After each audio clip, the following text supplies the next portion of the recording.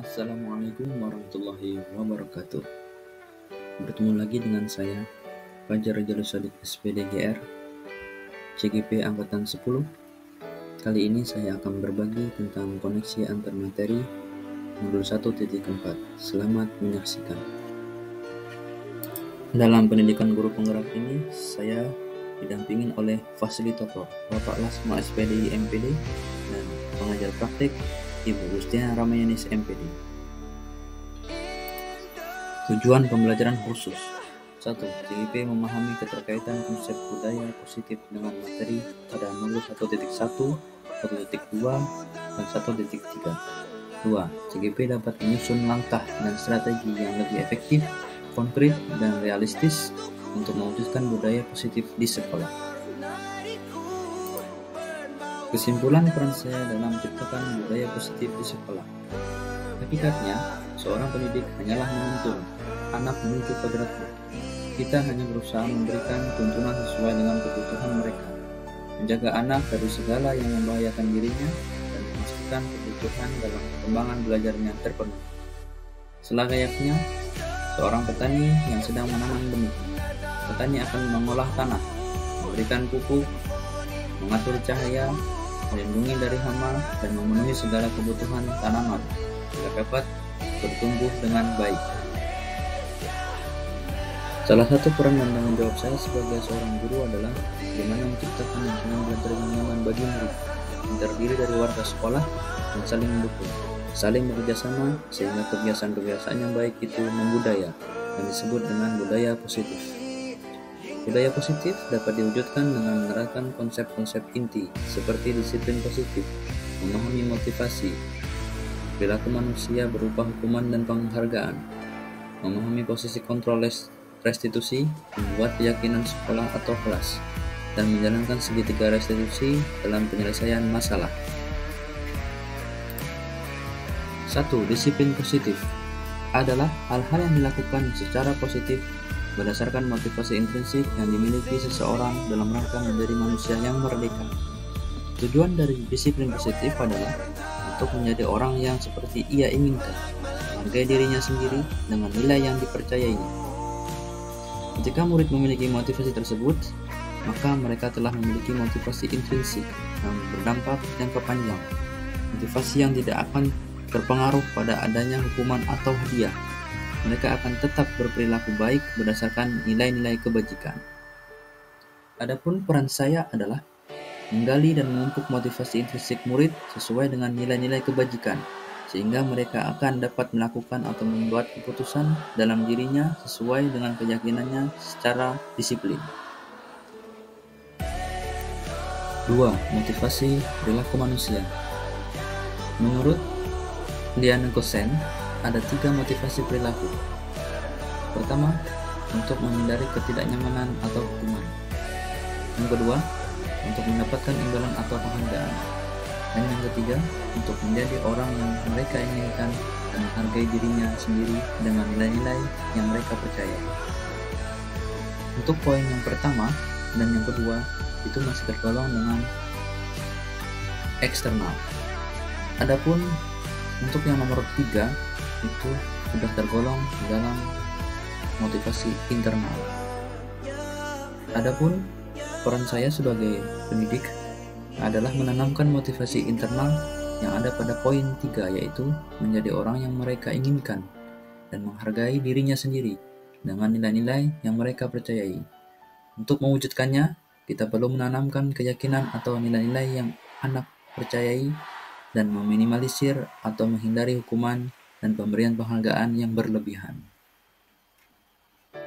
3. Posisi kontrol restitusi. Terdapat beberapa posisi yang dilakukan oleh guru dalam mengontrol perilaku murid. Yang pertama adalah penghukum.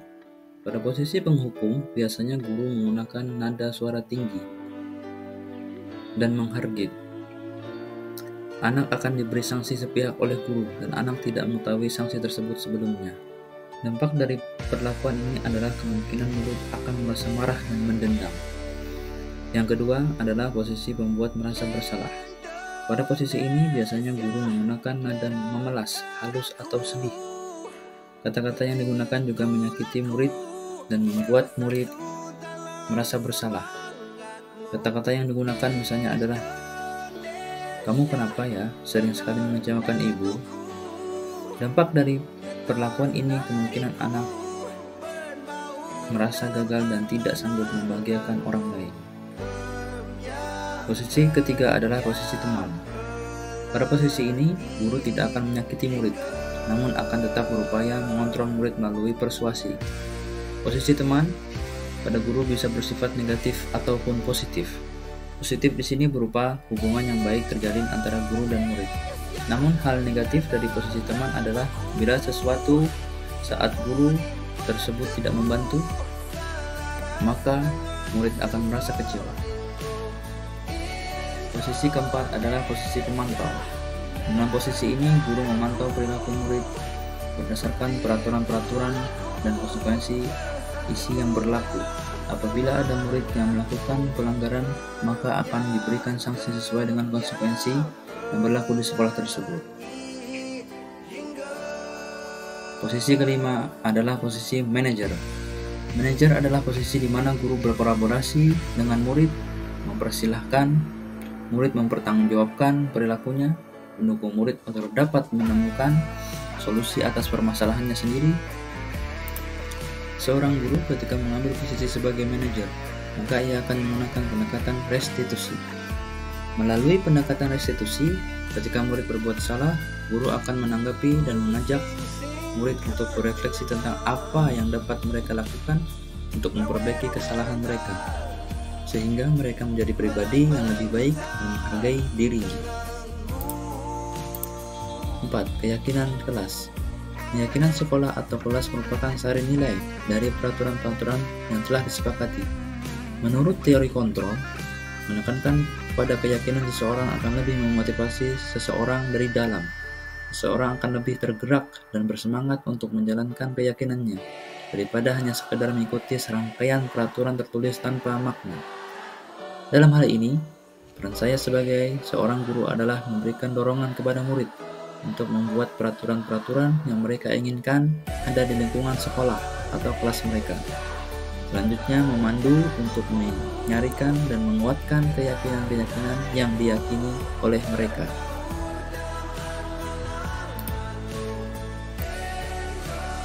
Segitiga restitusi. Apa itu segitiga restitusi? Segitiga restitusi merupakan langkah-langkah dalam melakukan proses restitusi yang dilakukan seorang guru ketika mengambil posisi sebagai manajer. Langkah-langkah tersebut adalah: 1. Menstabilkan identitas. Ketika seorang merasa sedih dan emosional, maka tidak bisa mengakses bagian otak yang berfungsi untuk berpikir rasional, sehingga kondisi-kondisi anak perlu untuk distabilkan. Jika sudah stabil, maka akan sangat sulit atau bahkan hampir tidak mungkin buat anak untuk membangkang. Yang kedua adalah validasi tindakan yang salah. Jika kita tolak anak yang sedang berbuat salah, maka dia akan tetap menjadi bagian dari masalah. Namun, bila kita memahami alasannya, mereka melakukan sesuatu, maka dia akan merasa dipahami. Yang ketiga adalah menanyakan keyakinan. Teori kontrol menyatakan bahwa kita pada dasarnya termotivasi secara internal. Ketika identitas sukses telah tercapai dan tingkah laku yang salah tertib telah tervalidasi, maka anak-anak siap untuk dihubungkan dengan nilai-nilai yang ada yang dia percayai dan berpindah menjadi orang yang dia inginkan. Keterkaitan materi.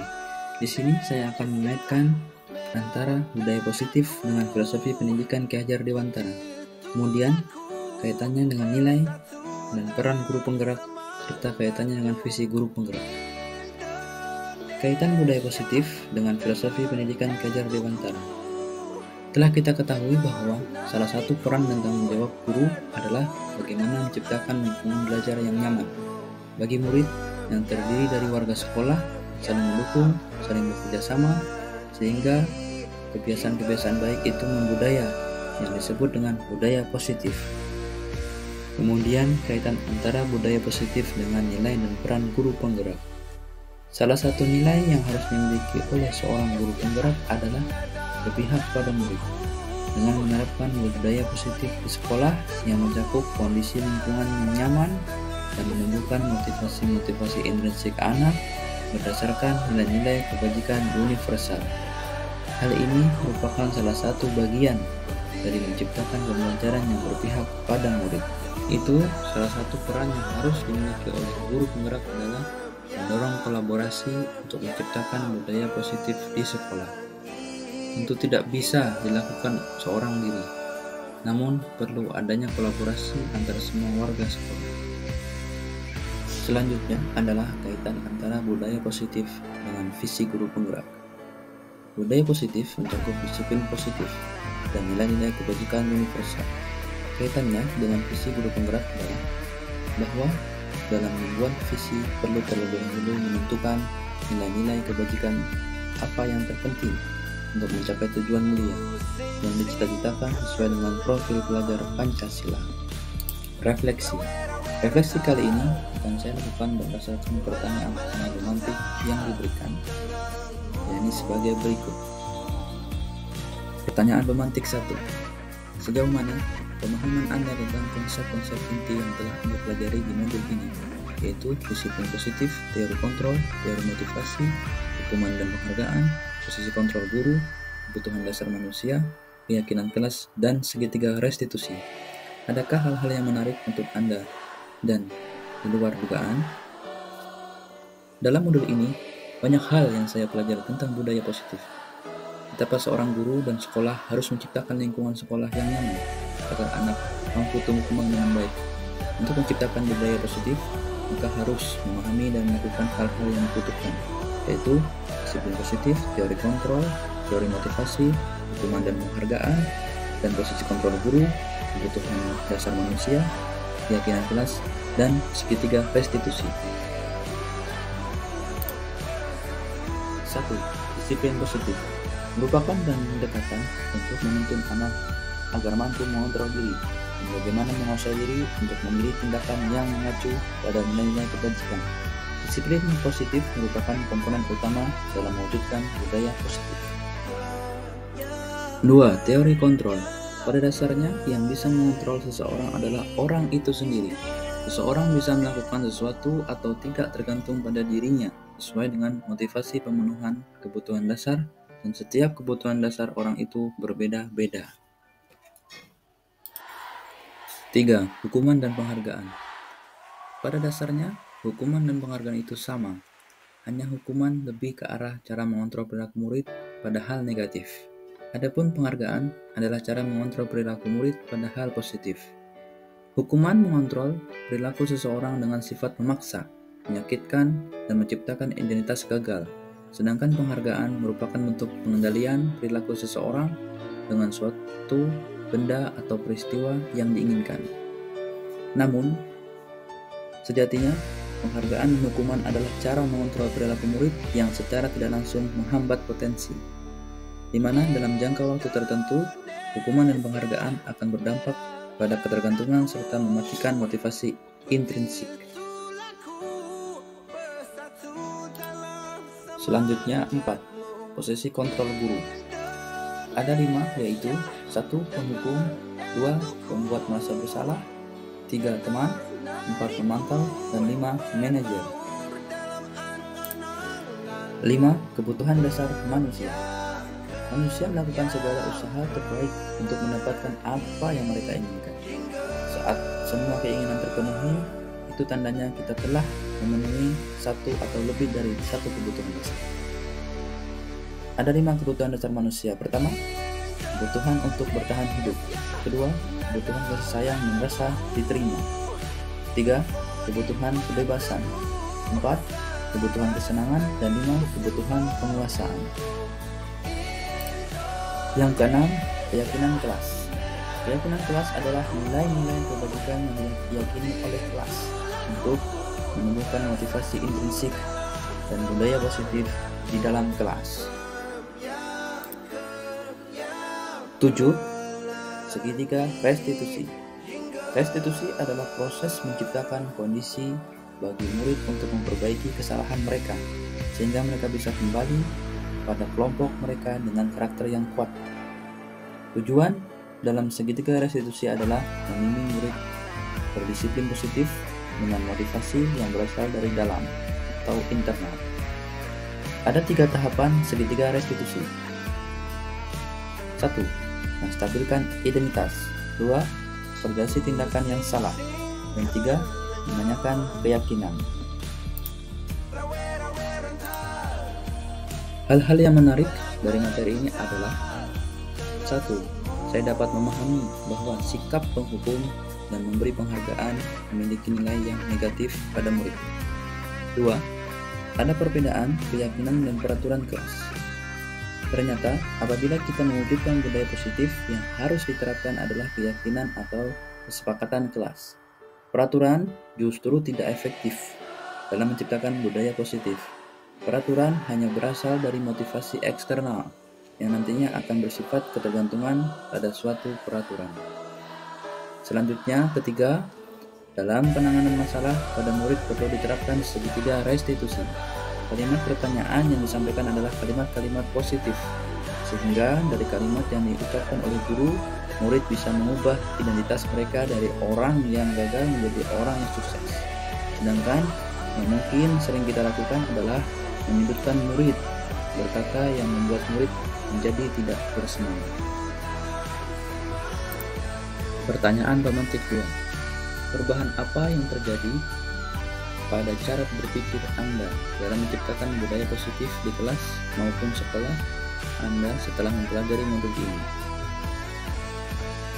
1.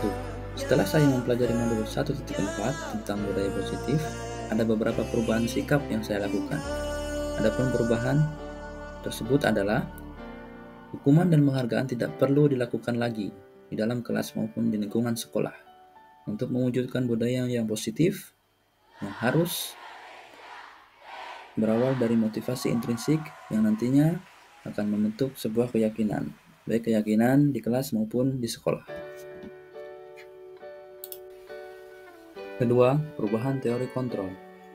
Yang semula saya beranggapan bahwa guru bisa mengontrol murid dengan daya dan upayanya. Ternyata setelah mempelajari modul 1.4, guru dapat mengontrol murid itu hanyalah sebuah ilusi. Yang dapat mengontrol murid sebenarnya adalah murid itu sendiri. 3. Perubahan segitiga restitusi.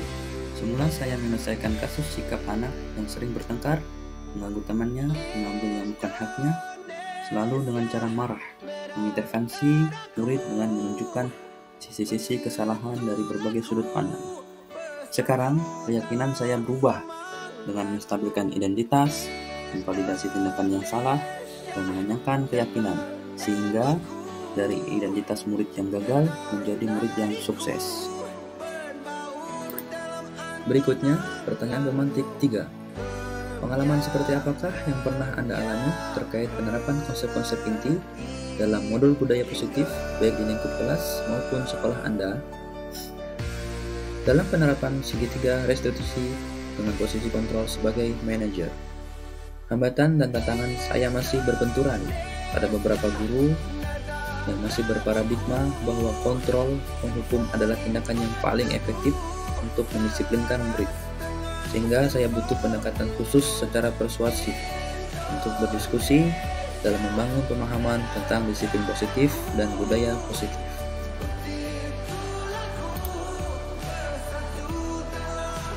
Selanjutnya, bagaimana perasaan Anda ketika mengalami hal tersebut? Adapun perasaan saya adalah tetap semangat, pantang menyerah demi terwujudnya budaya positif di kelas maupun di lingkungan sekolah. Mengadakan musyawarah untuk menyamakan persepsi tentang budaya positif baik di kelas maupun di sekolah, terutama pada hal paradigma kontrol, penghukum, dan penggunaan restitusi dalam setiap pemecahan penyimpangan yang terjadi pada murid. Saya merasa mempunyai kewajiban kepada setiap warga sekolah untuk menyebarkan pemahaman bahwa setiap murid mempunyai kebutuhan dasar, dan jika kebutuhan dasar tersebut terpenuhi, maka tidak akan ada penyimpangan-penyimpangan yang terjadi. Maka dari itu, untuk memenuhi segala kebutuhan murid dalam hal penyimpangan, tentunya dibutuhkan segitiga restitusi yang bisa menstabilkan identitas sampai pada keyakinan diri murid. Berikutnya, pertanyaan pemantik 4. Menurut Anda, terkait pengalaman dalam penerapan konsep-konsep tersebut, hal apa sajakah yang sudah baik? Adakah yang perlu diperbaiki? Hal yang sudah baik adalah saya sudah menerapkan kesepakatan kelas, sehingga menjadi sebuah keyakinan yang bisa diterapkan untuk mewujudkan budaya positif di kelas maupun di sekolah. Adapun hal yang perlu saya perbaiki yaitu mengubah mindset diri saya sendiri agar permasalahan yang dilakukan oleh murid saya bisa memposisikan diri sebagai manajer. Berikutnya, pertanyaan pemantik 5. Sebelum mempelajari modul ini, ketika berinteraksi dengan murid berdasarkan 5 posisi kontrol, posisi manakah yang paling sering Anda pakai? Dan bagaimana perasaan Anda saat itu? Setelah mempelajari modul ini, posisi apa yang Anda pakai? Dan bagaimana perasaan Anda sekarang? Apa perbedaannya? Adapun sebelum mempelajari modul ini, saya sering mengambil kontrol sebagai penghukum dan membuat merasa bersalah. Namun, setelah saya mempelajari modul 1.4 ini, saya lebih cenderung merubah posisi kontrol sebagai manajer, sehingga akan membangun identitas murid yang awalnya sebagai orang yang gagal menjadi orang yang sukses. Berikutnya, pertanyaan pemantik 6. Sebelum mempelajari modul ini, pernahkah Anda menerapkan segitiga restitusi ketika menghadapi permasalahan murid Anda? Jika iya, tahap mana yang Anda praktekkan dan bagaimana Anda mempraktekkannya? Ketika menghadapi permasalahan, penerapan segitiga restitusi belum maksimal terlaksana. Saya kurang paham apa nama tahapan-tahapan yang telah saya lakukan, dan mungkin yang saya lakukan juga masih belum komplit dan benar sesuai tahapan segitiga restitusi.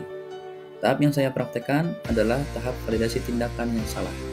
Saya selalu menanyakan alasan kenapa murid tersebut melanggar peraturan, kadang hanya sampai menanyakan saja, tanpa melanjutkan penyelesaiannya.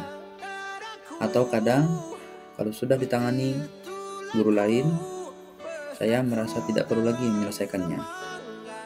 Penanganan yang saya lakukan ketika ada masalah murid, langsung saya tegur, tanpa memperhatikan tempat. Tujuan saya seperti itu supaya merubah pola sikap yang tidak baik. Kalimat yang disampaikan bukan mengarah untuk sebuah perubahan sikap, membimbing murid berdisiplin positif. Selanjutnya, pertanyaan pemantik 7.